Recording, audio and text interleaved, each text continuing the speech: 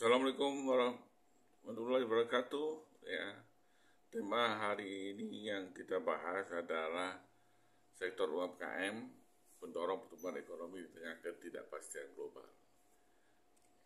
Kita tahu bersama saat ini sedang banyak perang dagang, terutama akibat dari aturan dari Amerika Serikat yang mengeluarkan tarif impor yang besar sehingga berefek pada banyak negara.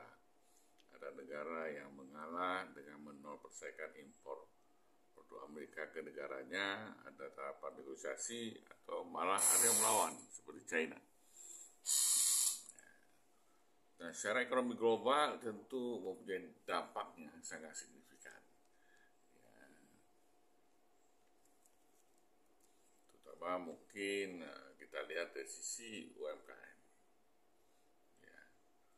Di tengah kondisi global serba tidak pasti, kita lihat mulai dari krisis ekonomi, perang, sampai pandemi, ada pahlawan dokter yang terus menjaga perekonomian kita tetap bergerak. Siapa mereka? UMKM pastinya. UMKM ini nggak cuma bikin kita bisa beli kopi kekinian atau kuliner viral, tapi juga jadi penyelamat ekonomi Indonesia di kala susah. Waktu krisis, waktu pandemi, apapun terjadi, ternyata memang UMKM menjadi motor. Pertanyaan, kok bisa gitu ya?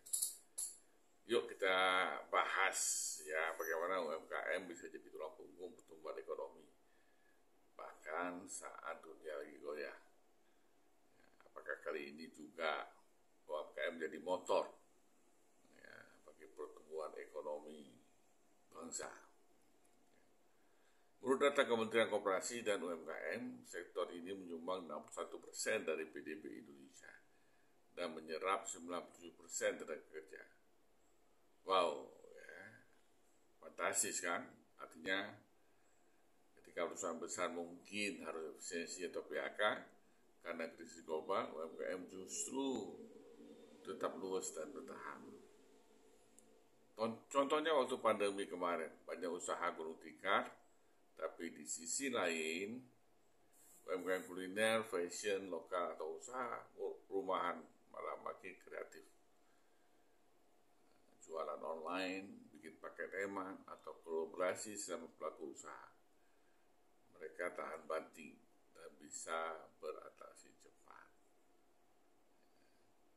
Nah, kenapa UMKM bisa bertahan? Tentu ada beberapa sebab UMKM bisa lebih tangguh di tengah krisis. Yang pertama, UMKM fleksibel dan cepat berinovasi. UMKM nggak ribet, birokrasi kayak perusahaan besar. Kalau ada tren baru seperti produk sehat atau digital payment, mereka bisa langsung menyesuaikan, mudah diaplikasikan ke usaha mereka. Karena keputusan dari bosnya pemilik UMKM, jadi cepat. Yang kedua, pasar lokal kuat. Ketika ekspor impor terganggu seperti saat ini dengan perang dagang, UMKM mengandalkan pasar dalam negeri. Jadi selama masyarakat masih butuh makan, pakai baju atau beli oleh-oleh, UMKM tetap jalan. Yang ketiga, dukungan teknologi. Sekarang buka toko online nggak perlu modal gede. Dengan Instagram, TikTok Shop, atau e-commerce, UMKM bisa jualan ke seluruh Indonesia bahkan global. Pelaku UMKM sering saling dukung. Yang keempat, komunitasnya solid. Mulai dari bagi-bagi ilmu sampai kolaborasi, ini bikin mereka nggak mudah tumbang. Saling support, saling menjualkan, saling mempromosikan. Ini sudah terjadi saat ini. Nah, bagaimana mestinya dukungan pemerintah dan masyarakat? Jadi karena mereka nggak bisa jalan sendiri, butuh dukungan. Ya memang pemerintah sudah banyak juga bantu dari program seperti kredit usaha rakyat, kur dengan bunga rendah, pelatihan digital, marketing buat UMKM, fasilitas pajak ringan atau bahkan dibebaskan. Ya, dan sebagai masyarakat kita juga bisa berperan belanja produk lokal daripada impor. Kenapa nggak coba buatan Indonesia? Ya, beli, pakai dan bangga produk UMKM lokal.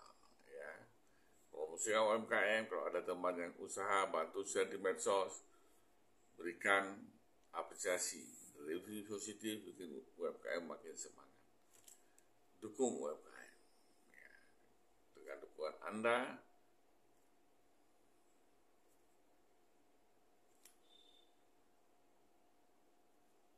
si UMKM percaya. Ya. Jadi di tengah ketidakpastian global, UMKM bukan cuma sekedar usaha kecil, mereka adalah motor penggerak ekonomi yang nyata. Dengan dukungan bersama, sektor ini bisa jadi tameng dan sekaligus peluang untuk tumbuh lebih besar. Kalau kita mau ekonomi Indonesia kuat, ya mulai dari diri kita sendiri.